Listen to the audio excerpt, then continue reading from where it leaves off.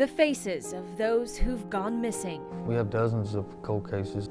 neatly tucked away inside a filing cabinet. The oldest case we have right now is 1971. A homeless man who was found deceased under the bridge, and his death was later ruled to be from homicide.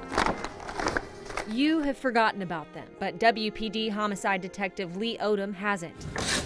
He's been working these cases for more than a decade. You get attached to each one of these cases. You live them. I know names, I know dates, locations, family members' names, friends' names of these victims. Like Carol Johnson from July 4th, 2011, Jeffrey Levy from 1985, and Randy Hockabout from the next year, 1986. He was found beaten to death on the banks of Optimist Park. His car crashed into a creek, a wooden board placed on the gas pedal. Police believe it could have been a hate crime because Hockabout was gay. Case remains unsolved to this day.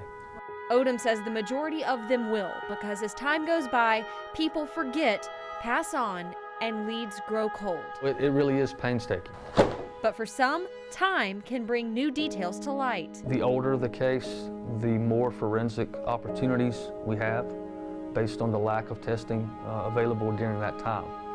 Now, some of these cases we have sent stuff off 10 years ago, and we'll send stuff off maybe even 10 years from now due to advances in technology to see if there's any way we can advance our investigation.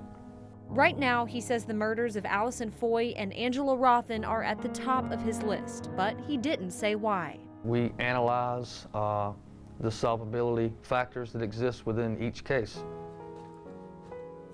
He says he and his team will work the cases for as long as it takes to give the victims' families what they need. Closure. To give families closure. I think that's the most important aspect of this type of case. Okay, Randy, happy 60th.